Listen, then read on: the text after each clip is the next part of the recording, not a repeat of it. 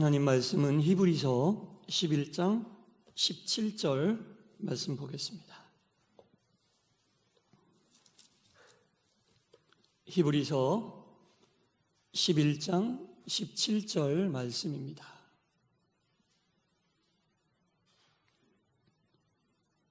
우리 한 목소리로 하나님 말씀을 같이 읽겠습니다. 시작. 아브라함은 시험을 받을 때에 믿음으로 이삭을 드렸으니 그는 약속들을 받은 자로 돼 그 외아들을 드렸느니라. 아멘. 할렐루야. 주님의 평안이 여러분 모두에게 충만히 임하시기를 간절히 바랍니다. 아멘. 히브리서의 저자는 그리스도인들에게 이 아브라함이 믿음으로 놀라운 일을 행하고 있다라는 것을 말하고 있습니다. 믿음으로 범상치 않은 일을 지금 행하고 있다라는 사실을 이 글을 읽는, 히브리서를 읽는 독자들에게 이야기하고 있는 거예요. 오직 믿음으로 감당할 수 없는 일을 감당하고 있다라는 겁니다. 믿음의 선진들에 대해서 쭉 얘기하고 있거든요. 아벨도 그렇고 에녹, 노아를 이미 우리 가운데 상기시킨 다음에 이 족장들, 아브라함과 이삭과 야곱을 족장이라고 그러거든요. 이 족장들의 믿음 가운데 특별히 아브라함에 대한 믿음을 통해 우리가 교훈받기를 원하고 있습니다. 이 아브라함에 대한 내용은 창세기 22장에 자세히 나와 있는데, 이 22장에 우리가 잘 알고 있기도 하고 반드시 주목해야 될 사건이 등장하고 있습니다. 바로 아브라함의 사랑하는 아들이었던 이삭을 하나님께 바쳐라 라고 하나님이 아브라함에게 명령하고 계십니다. 이것은 우리가 잘 알고 있다시피 하나님께서 아브라함의 믿음을 시험하고 있는 거예요. 아브라함의 믿음을 시험하고 있는 장면입니다. 그 인생이 절정기를 맞이하는 때가 있잖아요, 여러분. 이제 세상 사람들은 그것을 리즈 시절이다라고 얘기하는데, 인생의 절정기를 맞이하는 바로 그때 하나님은 아브라함을 시험하시는 거예요. 그냥 시험이 아니라 가장 소중한, 인생에 있어 가장 소중한 아들이었던 그 이삭을 나에게 바쳐라 라고 하나님 말씀하고 계십니다. 바치라는 얘기는 뭐냐? 번제의 제물로 드려라 라는 말씀이에요. 우리가 착각하면 안 돼요. 하나님이 아브라함에게 살인해라 라고 말하는 게 아니에요, 여러분. 아브라함에게 너 아들을 죽여라, 살인해라, 이렇게 하나님이 요구하고 계신 게 아닙니다. 너의 믿음을 나에게 보여라. 그 증거로 네가 사랑하는 아들을 나에게 번제의 제물로 바쳐라. 아브라함이 여러 가지 생각을 할 수 있겠죠. 하나님이 아들 이삭을 제물로 바치라고 하는데 살려주시겠지. 이렇게 몰고 가다 결국 살려주실 거야. 혹 죽는다 해도 다시 부활시켜 주실 거야 라고 생각할 수도 있고, 정말 나에게 주셨던 아들을 죽이는 것으로 끝이 날려나? 라고 생각할 수도 있겠죠. 근데 여러분, 그것은 사실 우리가 생각은 할 수 있겠지만 어떤 결정을 내릴 만한 그런 부분은 아닙니다. 하나님께서 살리실만 하면 살리실 것이고, 정말 번제물로 받고 거기서 끝이라고 말씀하셔도 믿음의 사람이라면 할 말은 없는 거예요. 번제물로 드려진 것으로 끝이 나야 돼요. 그 이후에 하나님이 더 큰 하나님의 계획을 이루어 가실 것으로 알고 믿고 끝이 나야 된다는 겁니다. 이 하나님의 시험에 우리가 미리 하나님이 살려주실 거야 라고 믿음을 갖는 것도 좋지만, 살려주시지 않는다 해도 그 하나님의 영역에 대해서 우리가 섣불리 판단하거나 결정을 내려서는 안 된다는 겁니다. 여하튼 하나님께서는 우리에게 시험을 주시는데, 아브라함과 같은 이런 시험을 주실 때가 있는데, 이 시험은 결국은 우리의 믿음을 더 강하게 만드시는, 이 시대의 아브라함의 믿음을 확인하시면서 그 믿음을 이 시련을 통해 더 강하게 만드시려고 하는 하나님의 뜻이 있다라는 것을 반드시 알아야 한다는 겁니다. 마치 이 운동선수들이 큰 올림픽이나 월드컵 같은 큰 시합을 앞두고 근육을 강화하듯이, 근육을 강화하는 과정이 얼마나 고통스럽습니까? 얼마나 괴롭습니까? 하지만 그 큰 시합을 앞두고 강화하지 않으면 안 되기 때문에 그 고통을 참는 것 아니겠습니까? 하나님의 시험은 우리를 강화하고 우리로 하여금 당신에 대한 신뢰를 더 크게 하는 그 모든 과정을 통해 당신만을 바라보게 하고 당신에 대한 신뢰를 강화하게 하는 하나님의 뜻이라는 거죠. 근데 우리가 여기서 비교해야 될 것은 사탄의 시험과 하나님의 시험은 반드시 비교해야 한다는 겁니다. 사탄의 시험은 하나님을 떠나보내게 하는, 하나님을 믿는 믿음을 약화시키는 것이 사탄의 시험이고, 하나님의 시험은 정반대로 우리의 믿음과 우리의 하나님을 향한 그 신앙을 더욱 강화시켜주는 그러한 내용이라는 거죠. 그래서 이 신앙의 시험 속에서, 믿음의 여정에 있는 시험 속에서 납득할 만하지 못한 일들이 우리에게 시험으로 다가올 때가 있어요. 지금 당장 예로 들고 있는 이 아브라함만 봐도 그렇지 않습니까? 납득이 안 되는 거예요. 이해할 수가 없는 거예요. 희생을 치러야 하는 그러한 상황인데 납득이 안 되는 이 모든 사건 속에서 하나님의 선하신 계획과 하나님의 지혜와 하나님의 인도하심을 우리는 배우려 해야 한다는 겁니다. 보통 시험이 다가오면 어떻게 이 시험을 빨리 극복할까에 우리가 집중하잖아요. 그리고 기도해도 빨리 이 시험이 지나가게 해주십시오 라고 기도하는데, 물론 그렇게 기도할 수밖에 없는 게 약한 인간이지만 믿음의 사람이라면 그 시험을 통해 어떠한 것이 우리에게 유익이 될 수 있을까? 하나님이 알려주시고자 하는 것이 무엇일까? 이것을 통해 내가 어떻게 하나님을 더 바라볼 수 있을까에 초점을 맞출 수 있으면 하나님께서 빨리 그것을 깨닫게 되면 그 시험의 시간도 더욱 짧아질 것입니다. 똑같이 시험이 와도 어떤 분은 시험을 시험으로 끝내는 분이 있지만 시험을 유익으로 끝내는 분도 있다는 겁니다. 깨닫기를 원하셔서 시험을 주셨는데 깨닫지 못하니 깨달을 때까지 시험이 길어질 수가 있고, 빨리 깨닫고 하나님에 대한 믿음과 신뢰를 빨리 확고하게 자리를 잡고 하나님 말씀에 순종하게 된다면 그 시험의 시간은 저절로 짧아지게 된다는 겁니다. 이 아브라함이 하나님께서 부르셨을 때에, 우리가 성경에 보면요, 하나님이 부르셨을 때에 사무엘도 그랬고 다윗도 그랬고 이사야도 그랬고 우리 예수님도 이렇게 대답하셨어요. 이름을 부르셨을 때에 내가 여기 있나이다 라고 대답하셨어요. 사무엘도 그랬고 다윗도 그랬고 이사야도 그랬고 예수님도 하나님 앞에 그랬습니다. 아브라함도 오늘 이 시험을 하기 위하여 하나님이 부르셨을 때 내가 여기 있나이다 주님이라고 대답을 했습니다. 하나님께서 우리를 부르실 때에 여러분, 주님 내가 여기 있나다라고 대답할 수 있는 믿음의 소유자가 되시기를 주님의 이름으로 축원합니다. 그리고 그 대답 이후에 믿을 수 없는 혹독한 대가를 요구하시는 하나님의 말씀이 우리 귀에 들린다고 해도, 마치 이삭을 데리고 모리아 산으로 가서 번제물로 바치라고 하는 납득하기 어려운 그러한 일들이 우리 가운데 하나님께서 요구하시는 요청의 사항이 된다고 해도, 정말 처절한 개인의 희생을 치르고 혼란스럽고 정말 납득이 안 되는 모호한 상황 속에서도 내가 여기 있습니다라고 이야기할 수 있는 그 순종의 대답을 통해 하나님은 우리의 믿음을 다시 한번 확인하기를 원하고 계신다는 겁니다. 어떻게 부르신다 할지라도 복 주실 때 부르는 대답에만 주님 내가 여기 있습니다 복 좀 주십시오가 아니라, 납득하기 어려운 그러한 상황 속에서 나를 부르신다 할지라도 똑같이 주님 내가 여기 있습니다라고 대답할 수 있어야 한다는 겁니다. 아브라함이 얼마나 비통했겠습니까, 여러분? 아들 이삭을 바쳐라. 물론 하갈에게서 낳은 이스마엘이 아들로 있었지만 이 이삭이 누굽니까, 여러분?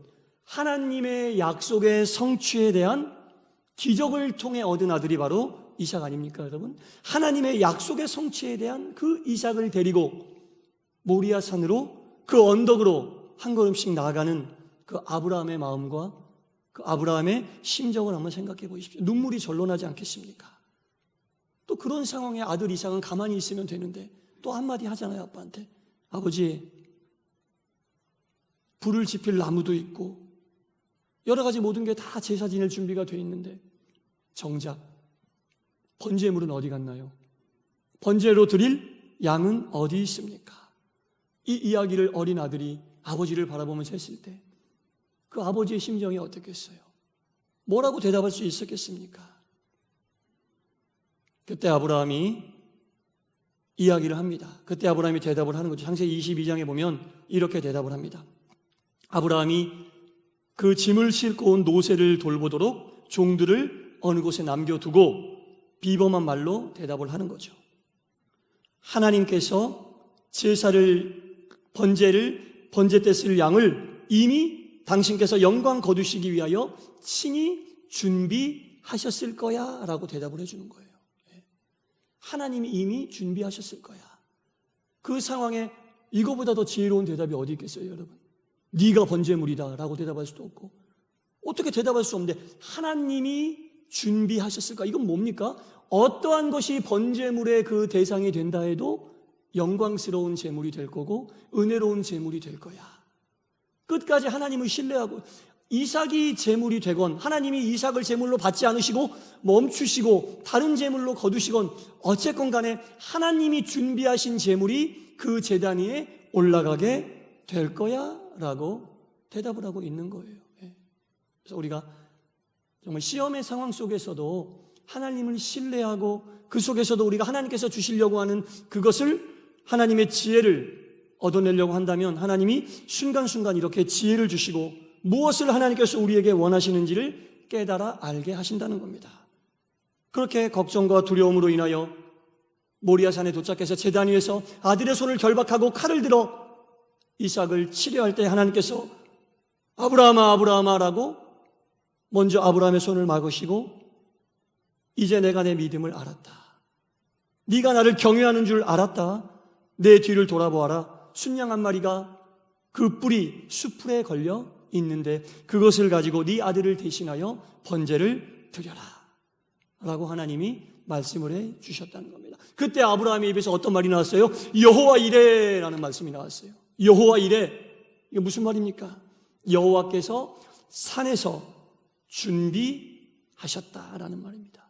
여호와께서 산에서 준비하셨다. 모리아 산에서 당신이 번제를 받으실 제물을 이미 준비하시고 이 이야기가 비극으로 끝나지 않고 하나님께서 영광 받으시는 것으로 마무리하고 아브라함의 믿음을 인정해 주는 것으로 끝을 내고 있다는 겁니다. 사실 지금 사람을 번제의 제물로 이렇게 올리라고 하는 것은 그때 당시에 하나님은 당연히 그런 제사를 받은 적도 없고 받지도 않으셨는데 아브라함에게 그걸 요청하셨다는 거예요. 근데 그때 당시에 실제로 사람을 제물로 제사를 올렸던 이방 종교들이 그때 당시에 있었거든요. 근데 하나님은 절대로 인신의 제사를 받지 않으십니다. 신명기 18장을 읽어보면 인신 제사를 받지 않으시는 하나님이 이미 분명히 나와 있어요. 그럼에도 불구하고 하나님께서 아브라함에게 이삭을 죽이라고 말씀하시는 그 이야기를 듣고 아브라함이 얼마나 충격적이었겠어요. 얼마나 아브라함의 마음이 정말 갈피를 잡지 못했겠습니까? 그럼에도 불구하고 아브라함은 하나님의 말씀에 순종했다는 겁니다. 하나님 말씀에 순종했다는 것을 분명 알아야 된다는 겁니다. 이삭을 바치라고 하는 그 하나님의 명령은 정말 받아들이기 어려운 끔찍한 명령이었음에도 불구하고 오직 하나님께서 이 아브라함 나의 믿음을 원하고 계시는구나, 확인하고 싶으시는구나, 오직 그 믿음 하나로 순종했다라는 겁니다. 우리가 이것을 통해 아브라함의 순종하는 믿음을 또한 배워야겠지만 이 모리아산의 사건을 통해 하나님께서 이 시대를 살고 있는 우리들에게도 예표하고 예시하고 계시는 것이 많이 있다는 겁니다. 이 모리아산의 위치가 훗날 예루살렘과 성전이 건설되었던 바로 그 인근이에요. 이 모리아산의 위치가 예루살렘과 하나님의 성전이 건설되었던 그 인근인데 우리 예수님께서 바로 그 예루살렘에서 십자가에서 희생을 당하셨죠. 이삭이 하나님에게 제물로 드려졌던 것처럼 그 이삭의 제물의 사건을 통해 이제 하나님께 드릴 모든 번제물들은 짐승을 통해 하나님께서 제사를 받으시겠다고 한번 예표를 해 주신 것이고, 훗날 그곳에서 있게 될 인류의 죄를 구원하시기 위하여 십자가에서 돌아가신 예수님의 사건을 예표하고 계신 겁니다. 아브라함이 이삭을 데리고 모리아산까지 올라가는 여정은 마치 우리 예수님께서 십자가를 짊어지시고 골고다산을 올라가셨을 때 그 마음하고 똑같을 거예요. 아들 이삭을 데리고 그 제물이 제사로 올려지게 될 그 모리아산까지 한 걸음 한 걸음 나아가는 아브라함의 그 심정이 예수님께서 인류의 죄를 지시고 십자가를 지고 골고다의 언덕으로 올라가셨던 그 심정과 다를 것이 없다는 마음입니다. 그리고 그 제물로 드렸던 그 이삭, 끝까지 반항하지 않고 순종했던 그 이삭이 마치 유월절 어린 양 십자가 위에서 고난을 당하셨던 그 예수님이 제물로 돌아가셨던 것과 별반 다를 바가 없다라는 겁니다. 다만 차이가 있다면 우리 예수님은 자발적으로 스스로 그 고통을 받아내셨다는 겁니다. 이삭으로 하여금 하나님이 무슨 약속을 하셨습니까? 아브라함의 아들에게 너의 후손이 하늘의 별과 같이 바다의 모래알과 같이 많게 될 것이다 라고 말씀하신 그 약속이 이삭을 통해 이루어졌던 것처럼 우리 예수님을 통하여 온 인류가 구원을 받고 하나님의 영적인 백성이 창시되게 되는 놀라운 확증을 보여주셨던 이 모든 것이 모리아산에서 일어났던 그 옛날 구약시대에 일어났던 사건에서 다 우리가 확인할 수 있고 찾아낼 수 있다는 겁니다. 아브라함처럼 하나님이 사랑하는 그 아들을 죽이는 그 모습을 보여주시면서 당신이 사랑하는 그 아들을 우리를 위하여 이 땅에 보내시겠다는 것을 이미 예표하고 계셨던 사건이 바로 모리아의 사건이라는 겁니다. 우리 예수님이 자발적으로 죽을 줄 알면서도 십자가의 일을 택하셨다는 것은 그 사건을 보고 그 예수님의 은혜를 받은 우리에게 무엇을 원하십니까? 당신이 죽을지 알고도 십자가의 길을 걸어갔던 것처럼 그것을 너희들이 믿는다면 나와 같이 자기의 십자가를 지라고 우리 주님은 요구하고 계십니다. 자기 자신을 부인하고 각자에게 주어진 십자가를 지라고 우리 예수님은 우리에게 요청하고 계십니다. 아브라함은요, 말로 할 수 없는 희생을 감수하면서 자기에게 주어진 십자가를 지고 모리아산을 올라갔던 거예요. 그 주님의, 그 하나님의 명령에 거부하지 않고 순종하면서 그 길을 따라갔던 거예요. 마치 우리 예수님께서 십자가를 지고 골고다를 올라가셨던 것처럼 말할 수 없는, 이해할 수 없는 요청이 왔지만 그것을 순종하는 마음으로 따라갔다는 겁니다. 만약 우리가 신앙의 여정을 가는 가운데요, 우리에게 주어진 십자가가 무겁고 우리에게 주어진 십자가가 버거워서 그 십자가 지기를 거절하고 그 십자가 지기를 거부한다면 우리는 더 이상 예수님을 따르는 일을 하고 있지 않은 겁니다. 예수님 따르는 일을 중단하게 되는 겁니다. 십자가를 지라는 말 속에는 이것 지면 고통이 올 거야, 이것 지면 어려움을 너희들이 감수해야 될 거야, 마치 아브라함이 모리아산까지 가는 그 여정 속에서 아들을 내가 제물로 드려야 되는데 그러한 심정을 가지고 십자가를 지고 따라오라는 거예요. 예수님도 이 십자가를 지고 골고다의 꼭대기에 도착하면 나는 여기에 못 박혀 죽게 될 텐데 그 골고다에 올라가는 그 여정과 과정의 마음이 얼마나 고통스럽겠습니까? 예수님은 십자가를 지고 자기를 부인하고 따라오라는 것은 바로 그거예요. 신앙의 여정을 가며 십자가를 진다는 것은 이러한 고통과 어려움과 괴로움이 있는데 그럼에도 불구하고 이 십자가를 지고 너희는 따라와야 돼 라고 우리에게 요청하시는 것이고, 그 십자가를 내려놓는다는 것은 더 이상 우리가 예수님의 뒤를 따르고 있지 않다라는 겁니다. 십자가를 지고 믿음의 길을 가는 자들에게 베드로 사도는 이렇게 권면하고 있습니다. 베드로전서 1장 6절에서 7절을 제가 읽어보겠습니다. 베드로가 박해당한 사람들에게 이렇게 이야기합니다. 그러므로 너희가 이제 여러 가지 시험으로 말미암아 잠깐 근심하게 되지 않을 수 없으나 오히려 크게 기뻐하는도다.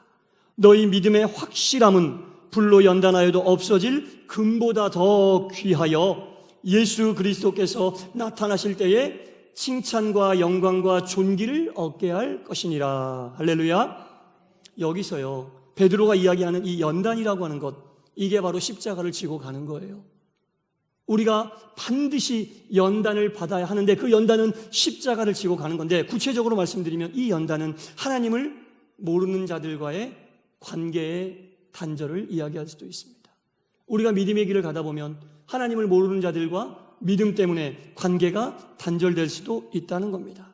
자기가 온전히 감당해야 될 자기의 희생이 될 수도 있다는 겁니다. 주변 사람들에게 복음을 전하다가 질책을 받는 일이 될 수도 있다는 겁니다. 어떤 분들은 이 연단, 십자가의 길을 택함으로 앞길이 창창한 직업을 버리고 복음을 위하여 납득할 수 없는 선택을 하는 길도 있다는 겁니다. 먼 이국 땅으로 선교하려 나가는 경우도 있다는 겁니다. 이러한 사람들에게 하나님은 그 믿음을 보시고 그 사람들을 선대하신다라는 겁니다. 영광과 존귀의 길로 인도하여 내신다는 겁니다.